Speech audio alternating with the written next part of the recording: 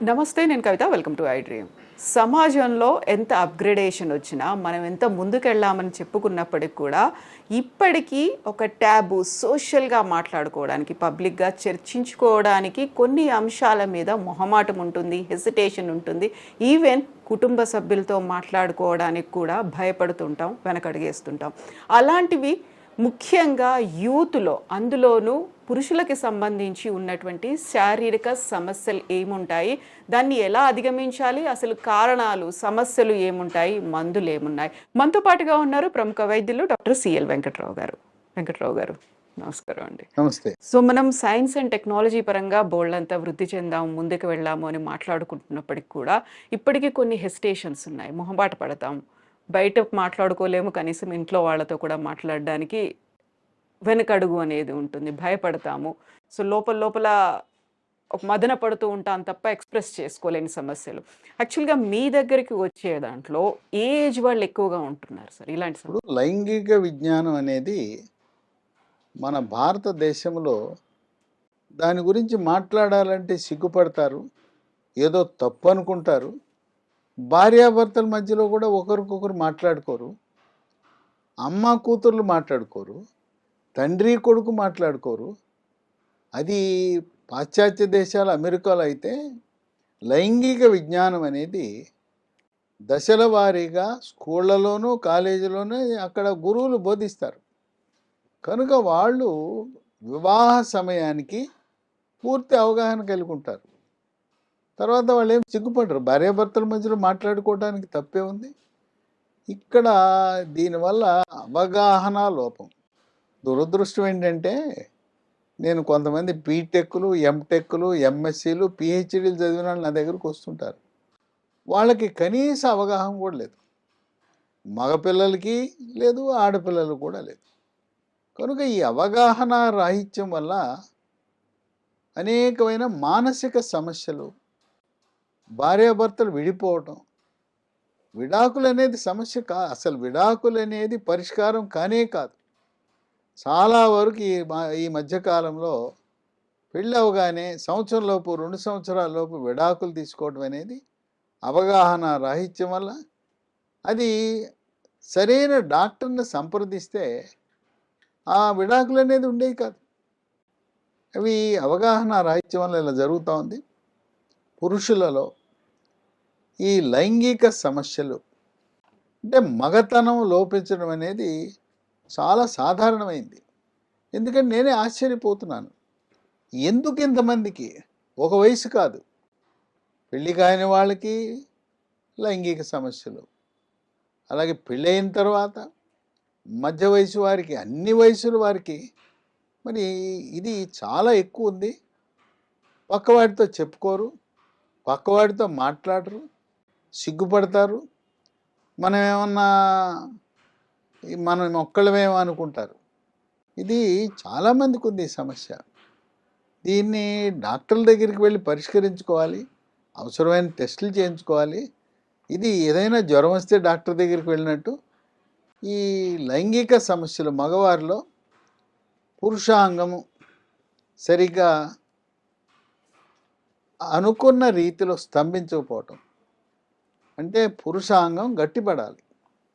పురుషాంగానికి రక్త ప్రసరణ జరిగినప్పుడు గట్టిపడుతుంది, కొంతమంది గట్టిపడదు.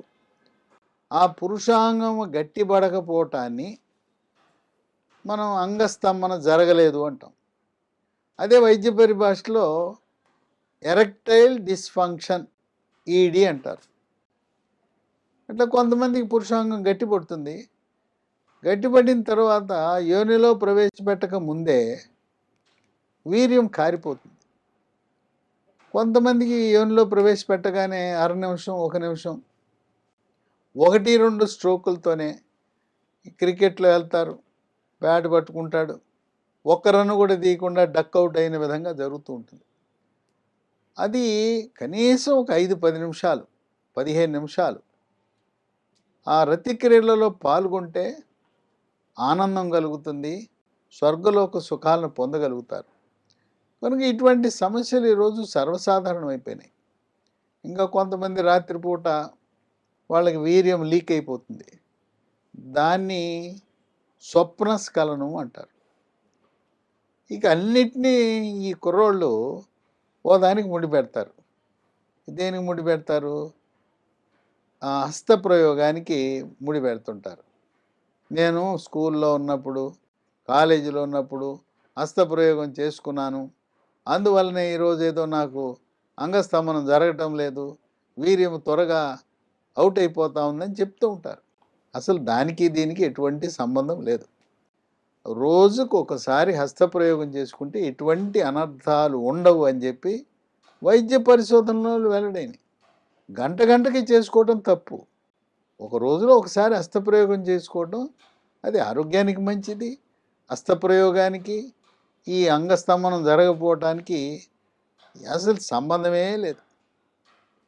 దీనికి పలు కారణాలు ఉన్నాయి. కొంతమంది సిగరెట్టు, బీడి, చుట్టా, గుట్కా, పాన్, పరాగు, నశ్యము, జరదాకెళ్ళి పొగాకు ఉత్పత్తులు వాడతారు. అవి వాడటం వల్ల ఈ పొగాకు ఉత్పత్తుల్లో నికోటిన్ అనే పదార్థం ఉంటుంది. అదేం చేస్తుంది? పురుషాంగములోకి వెళ్ళే రక్తనాళాల్లో రక్త సరఫరాను తగ్గించేస్తుంది. లేకపోతే పురుషాంగానికి వెళ్ళే రక్తనాళాలు కుచించుకుపోతాయి. పురుషాంగంలో ఏమీ ఎముక ఉండదు, అది కండరమే. ఆ కండరములోకి ఎంత రక్తం ఎక్కువ వెళ్తే అంత గట్టిగా గట్టిపడుతుంది. కనుక ఇది ఈ అలవాటు ఉంది, చెడ్డ అలవాటు ధూమపానం. మనం మానేయాలంటే దానికి ఒక ట్యాబ్లెట్ కూడా అందుబాటులోకి వచ్చింది. బూప్రాన్, BUPRON XL 150 మిల్లీగ్రాములు సన్ఫార్మా కంపెనీ వాళ్ళు తయారు చేస్తారు. దీన్ని ఉదయం టిఫిన్ చేసిన తర్వాత వరుసగా 3 నెలలు వాడితే ధూమపానం అలవాటును మానుకుంటారు. ఇది మానుకుంటే మన పురుషాంగం బాగా పనిచేస్తుంది.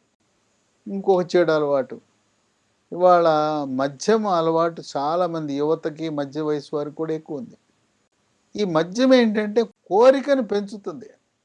ఆహా ఓహో అని కోరికను పెంచుతుంది, కానీ కార్యం చేసేకి అక్కడ పురుషాంగం సహకరించదు.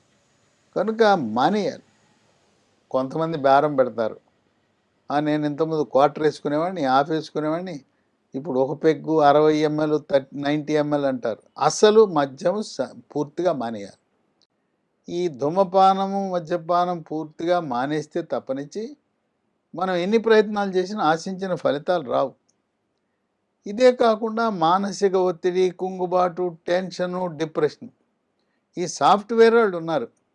ఇంతకుముందు ఆఫీసులకు వెళ్ళేవారు, ఆఫీసులకు వెళ్ళినప్పుడు చక్కగా ఉండేది. ఇప్పుడు వర్క్ ఫ్రమ్ హోమ్ అని ఇంట్లో కూర్చోబెట్టి బాధేస్తున్నారు వాళ్ళని, బండ పని ఇస్తున్నారు. ఆఫీస్కి వెళ్తే ఇచ్చే పని కంటే కూడా రెట్టింపు పని ఇచ్చి, టార్గెట్లు ఇచ్చి వాళ్ళకి రాత్రింబవళ్ళు నిద్ర లేకుండా చేస్తున్నారు. వీళ్ళు అంత మానసిక ఒత్తిడి ఉండి టార్గెట్లు. అట్లాగే MBA చదువుకున్న తర్వాత ఏదో మార్కెటింగ్లో చేరతాడు. మార్కెటింగ్ అంటే వాడి చేతిలో ఉంటుందా ఉత్పత్తులు అమ్మటం, వాడికి టార్గెట్ పెడతారు. ఆ టార్గెట్ కోసం వాళ్ళు కష్టపడుతుంటారు. ఇలాంటి మానసిక ఒత్తిడి ఉన్నప్పుడు దాని ప్రభావం పురుషాంగంపై పడుతుంది. ఇంకా కొంతమంది ఈ మానసిక ఒత్తిడి దగ్గర ఉందని చెప్పి మానసిక వైద్యుడి దగ్గరికి వెళ్ళి ట్యాబ్లెట్లు వాడుతుంటారు. మానసిక వైద్య ట్యాబ్లెట్లు వాడుతున్నప్పుడు కూడా పురుషాంగం మన మాట వినదు, అది పడుకుంటుంది. నీకు నిద్ర వస్తుంది, నువ్వు పడుకుంటావు, ఆ పురుషాంగం కూడా పడుకుంటుంది. ఇంకో కొంతమంది నిద్ర మాత్రకు అలవాటు అయి ఉంటారు. నిద్ర మాత్ర వేసుకుని నువ్వు నిద్రపోతుంటే ఈ పురుషాంగం నీ మాట వింటుందా? వినదు. కనుక నిద్ర మాత్రలు మానేయాలి. మానసిక వైద్యుడు ఇచ్చే మాత్రలను వారితో చర్చించి దీని మీద పురుషాంగం మీద ప్రభావం లేకుండా ఉండే విధంగా చూసుకోవాల్సిన అవసరం ఉంది. ఇంకోటి ఉంటే మెడ ముందు థైరాయిడ్ అనే గ్రంథి ఉంటుంది. ఆ థైరాయిడ్ గ్రంథి సరిగా పనిచేయకపోయినా కూడా పురుషాంగం మన మాట ఎందు అది పొడుగునే ఉంటుంది. అట్లాగే షుగర్ ఉన్న వాళ్ళకి ఎంతో కొంత ఈ పురుషాంగ సమస్యలు రావటం సహజం. 5 ఏళ్ళు దాటిందంటే షుగర్ ఉండి అందరికి వస్తుంది. ఇది నేను ఒక్కడనే అనుకుంటుంటా. చాలామంది ఏమనుకుంటారంటే నాకు ఒక్కడికే అనుకుంటారు. షుగర్ ఉన్న వాళ్ళందరికీ ఎంతో కొంత ఈ పురుషాంగ సమస్యలు అనేది ఉండటం చాలా సర్వసాధారణం. అది షుగర్ కంట్రోల్లో ఉండాలి. 3 నెలలకు ఒకసారి చేసే పరీక్ష ఉంది, HbA1c అనే పరీక్ష ఉంటుంది. అది 7 ఉంటే, నియంత్రణలో ఉంటే ఈ సమస్యలు రావు. షుగర్ నియంత్రణలో లేకుండా ఉంటే పురుషాంగం మన మాట వినే పరిస్థితి ఉండదు. అట్లాగే కొంతమందికి హార్మోన్ల ఉత్పత్తిలో సమస్య ఉత్పన్నమవుతుంది. ఇది ఎవరికి ఉంటుందంటే చిన్నప్పుడు గవత బిళ్ళలని ఉంటాయి, ఇక్కడ ఉబ్బుతాయి, ఉబ్బి జ్వరం వస్తుంది, ఉబ్బుతుంది, తగ్గిపోతాయి. దాని ప్రభావం పెద్దాళ్ళు అయినాక వృషణాలు కుచించుకుపోతాయి. పురుష హార్మోన్లైన టెస్టోస్టెరాన్ ఉత్పత్తి తగ్గుతుంది. కనుక ఎవరికైనా కుర్రవాళ్ళకి ఈ లైంగిక సమస్య ఉన్నప్పుడు నీకేమైనా చిన్నతనంలో ఈ గవత బిళ్ళలు మమ్స్ వచ్చిందని అమ్మని అడిగితే చెప్తుంది. తండ్రికి గుర్తుండకపోవచ్చు, కుర్రవాడికి కూడా గుర్తుండకపోవచ్చు. ఇన్ని కారణాల వల్ల ఈ అంగస్తంభన లోపము, శీఘ్రస్ఖలనం అనేవి జరుగుతుంటాయి. ఇంకా కొంతమందికి పురుషాంగం ముందు చర్మం ఉంటుంది. ఆ చర్మము 4 ఏళ్ళు అయ్యేసరికి వెనక్కి రావాలి. కొంతమంది వెనక్కి రాదు, ముందే ఉండిపోతుంది, ముడుచుకుపోయి ఉంటుంది. ఆ పురుషాంగం ముందు ఉన్న చర్మము వెనక్కి రాని కారణం వల్ల కూడా లైంగిక సమస్యలు ఉత్పన్నమవుతాయి. దీన్ని వైద్య పరిభాషలో ఆ వెనక్కి రాకుండా ఉండటాన్ని ఫైమోసిస్ అంటారు. దీనికి ఒక చిన్న ఆపరేషను, 10 నిమిషాల ఆపరేషను, సర్కంసిషన్ అని సుల్తి అంటారు కదా. ముస్లిం మతస్థులు పుట్టిన పిల్లవాడికి 2 ఏళ్లలోపే సుల్తి చేస్తారు. కనుక వాళ్ళకి ఈ సమస్య రాదు, హిందువులకు మాత్రమే వస్తుంది. కనుక దీనికి వచ్చిన పరిష్కారం సుల్తి చేసుకోవటం. అట్లాగే శోభనం రోజు చాలా సమస్యలు, అనేక మంది ఈ కుర్రవాడు, యువకుడు, వరుడు తెలవదు, ఏం చేయాలో ఎట్లా చేయాలో కూడా తెలవదు. అది లేకపోతే మానసిక ఒత్తిడి, టెన్షన్ వల్ల ఆశించిన ఫలితం లభించదు. ఇక అమ్మాయి ఫోన్ చేసి చెప్తుంది, మా వాడికి ఏం లేదు, నా మగడికి మగతనం లేదని చెప్పి ఫోన్లు చేసి అల్లరి చేస్తుంటారు. అది మొదటి రోజు శోభనం రాత్రి సమస్య ఉండటం అనేది చాలా ఎక్కువ మందికి జరుగుతుంది. అట్లాగే కొంతమందికి ఆడపిల్లలకి, అందరికీ హైమెన్ అంటారు, కన్నెపొర అని ఉంటుంది. ఆ కన్నెపొర కొంచెం గట్టిగా ఉండటం వల్ల పురుషాంగము యోనిలో ప్రవేశించడానికి సమస్య ఉంటుంది. ఇలాంటివి వైద్యపరమైన సమస్యలు ఉంటాయి. దానికి డాక్టర్ని సంప్రదించాలి. కానీ శోభనం రాత్రి ఏమీ జరగలేదు, నా మగడికి అసలు ఏమీ లేదు, సరుకు లేదు, మెటల్ లేదు, మగతనం లేదని చెప్పి కొంతమంది వెళ్ళిపోతుంటారు తల్లిదండ్రుల ఇంటికి. అది సమంజసం కాదు. దీనికి ఈ పురుషాంగ సమస్యలు ఏమైనా ఉన్నప్పుడు యాండ్రాలజీ అనే డాక్టర్లు ఉంటారు. యాండ్రాలజిస్టులు అంటే ఎంఎస్ జనరల్ సర్జరీ చదువుతారు, తర్వాత ఎంసీఏ యూరాలజీ చదువుతారు. అయిన తర్వాత ఈ యాండ్రాలజీ విభాగంలో ఈ మగతనానికి సంబంధించిన పురుషాంగం యొక్క పనితీరు, వృషణాలు, వీటన్నిటి గురించి పూర్తి అవగాహన కలిగి ఉంటారు. కొంతమందికి ఈ వృషణాలు పొట్టలో ఉంటాయి. ఆ పొట్టలో ఉన్నాయి ఎట్లా తెలుసుకోవాలంటే, కింద ఖాళీగా ఉంటుంది, సంచి ఖాళీగా ఉంటుంది. పొట్టలో ఉన్నాయా లేదా తెలుసుకోవాలంటే పొట్టకి అల్ట్రాసౌండ్ స్కానింగ్ చేస్తే పొట్టలో ఉన్నట్టు తెలుస్తుంది. ఇంకోటి ఏంటంటే, ఒకటి పైకి ఒకటి కిందకు ఉంటుంది. దీని గురించి చాలామంది ఆందోళన చెందుతుంటారు. నాకు ఒకటి పైకి ఉంది, ఒకటి కిందకు ఉందని టెన్షన్ పడిపోతారు. అది సహజం. పైకి కిందకే కాదు, ఒకటి పెద్దదిగాను ఒకటి చిన్నదిగాను ఉంటుంది. వృషణాలు ఒకటి పెద్దది ఒకటి చిన్నది ఉండదు, సహజమే. ఇంకా కొంతమంది పురుషాంగం ఎంత సైజు ఉండాలి అనేది వాళ్ళకో పెద్ద అనుమానం. పురుషాంగము గట్టిపడినప్పుడు ఉన్న సైజునే ప్రామాణికంగా తీసుకోవాలి, కానీ ముడుచుకుపోయినప్పుడు ఉన్నది కాదు. ముడుచుకుపోయినప్పుడు మూత్ర విసర్జనకే ఉపయోగపడుతుంది పురుషాంగం. గట్టిపడినప్పుడు 3.5 అంగుళాలు, 3.5 అంగుళాలు ఉంటే సరిపోతుంది.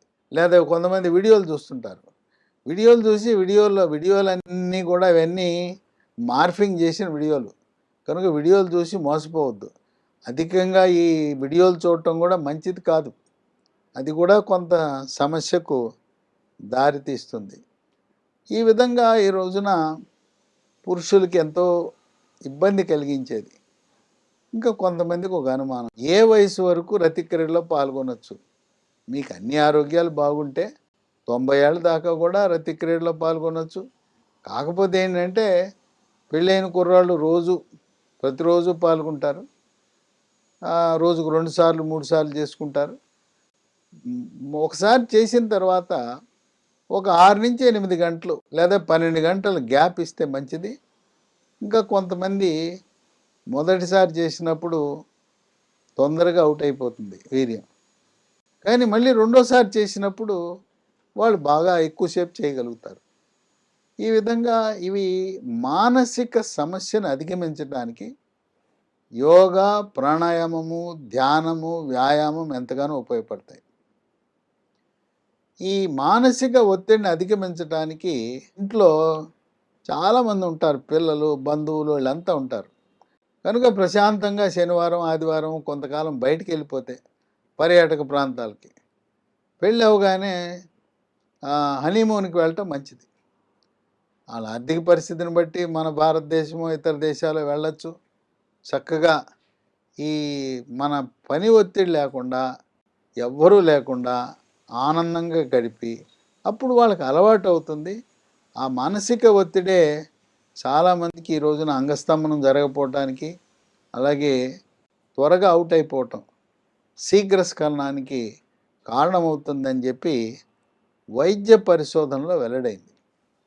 కొంతమంది పురుషాంగం కొంచెం వంకర ఉంటుంది. 15 డిగ్రీల వరకు వంకరున్న ఏం కాదు, సైడ్కి ఎడం పక్క కుడి పక్క ఉన్న ఏం కాదు.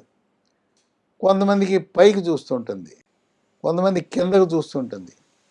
ఈ వంకర సమస్య ఎక్కువగా ఉంటే యూరాలజీ డాక్టర్ల దగ్గరికి వెళ్తే అవసరమైతే ఒక చిన్న ఆపరేషన్ చేసి ఆ వంకరను సరిచేసే అవకాశం కూడా ఉంటుంది. ఈ విధంగా ఈనాడు ఎక్కువగా యువత ఎవరికి చెప్పుకోవాలో తెలవక, అట్లాగే భార్య కూడా లోపల కుమిలిపోతూ ఉంటారు, బయటికి చెప్పుకోలేరు, సిగ్గుపడుతుంటారు. ఈ విషయంలో సిగ్గు అనేది విడనాడాలి. తర్వాత కొన్ని ఆహార నియమాలు పాటించడం ద్వారా కొన్ని రకాల వస్తువులు మనం తింటాం. నట్స్ ఉన్నాయి, డ్రై ఫ్రూట్స్ 3 ఉన్నాయి. ఒకటి వాల్నట్, 2 బ్రెజిల్ నట్ అని ఉంటుంది, రోజుకు 2. వాల్నట్లు అయితే 6, బ్రెజిల్ నట్ అయితే 2. మూడోది బాదం, ఒక 6 బాదం పప్పులు నానబెట్టి పొద్దున్నే పైనుండే పొట్టు తీసి అవి తింటాం. వీటితో పాటు పండ్లు, పుచ్చకాయ తినేటప్పుడు ఎర్ర కండతో పాటు గింజలు కూడా నవలాలి, ఆ కింద ఉండే తెల్ల కండ కూడా తినాలి. దీంతోపాటు berries, blueberry, blackberry, strawberry, raspberry, ఇవన్నీ కూడా వాడితే మంచి ఫలితం లభిస్తుంది. అలాగే దానిమ్మ గింజలు ఎర్రగా ఉండాలి, తెల్లగా ఉంటాయి, పిందెలు ఉంటాయి కాదు, బాగా ఎర్రగా ఉండే దానిమ్మ గింజలు తింటే దానివల్ల కూడా పురుష హార్మోన్ల ఉత్పత్తి అనేది పెరుగుతుంది. ఈ అంగస్తంభన సమస్యలు ఇలాంటివి ఉన్న వాళ్ళకి డాక్టర్ దగ్గరికి వెళ్ళినప్పుడు కొన్ని రక్త పరీక్షలు చేస్తారు. షుగర్ పరీక్ష చేస్తారు, థైరాయిడ్ పరీక్ష చేస్తారు. తర్వాత హార్మోన్లు ఉంటాయి, టెస్టోస్టెరోను, ఎల్హెచ్, ఎఫ్ఎస్హెచ్, ప్రోలాక్టిన్ అనే పరీక్షలు చేసి హార్మోన్లు ఏ స్థాయిలో ఉన్నాయో వాళ్ళు డాక్టర్లు, ఆండ్రాలజిస్టులు అధ్యయనం చేస్తారు. ఇక ఇవన్నిటితో పాటు మనకేమైనా కొన్ని మందులు అందుబాటులో ఉన్నాయంటే ఈ మధ్యకాలంలో చక్కటి మందులు మనకి మార్కెట్లో అందుబాటులో వచ్చినాయి. ఇంతకుముందు ఇవి లేవు. అందువల్ల ఇవి సైడ్ ఎఫెక్ట్స్ లేని మందులు అందుబాటులో వచ్చాయి, చక్కటి ఫలితాలను ఇస్తుంది. వాటిలో టాజిల్ డి అనే ఒక ట్యాబ్లెట్, ఇది రెడ్డి ల్యాబ్స్ వాళ్ళు తయారు చేస్తారు. దీంట్లో టడలాఫిల్ అని ఉంటుంది.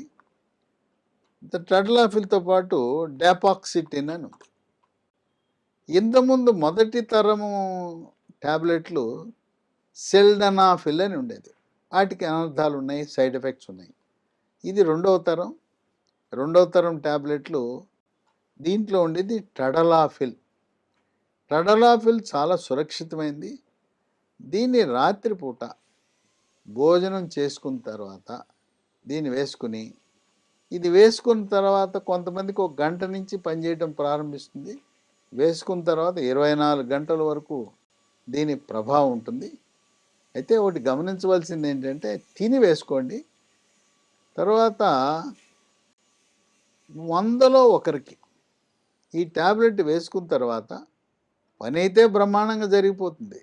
రతిక్రీడ, స్వర్గలోక సుఖాలను పొందుతారు. కానీ అయిన తర్వాత తలనొప్పి, మెడనొప్పి, నడుము నొప్పి, కండరాల నొప్పి, పిక్కలు పట్టేయటం, ఇలాంటి సమస్య 100లో ఒకరికి వచ్చే అవకాశం ఉంది. అలాంటి వారు ఓ టాబ్లెట్ అల్ట్రాసెట్ అనే టాబ్లెట్, ఈ అల్ట్రాసెట్ అనే టాబ్లెట్ వేసుకుంటే ఈ నొప్పులు ఇవన్నీ పోతాయి. లేదు అలాంటి నొప్పులు వచ్చేవాళ్ళు ఈ టాబ్లెట్తో పాటు ఒక అల్ట్రాసెట్ టాబ్లెట్ కూడా కలిపి వేసేసుకుంటే ఆ సమస్య రాదు.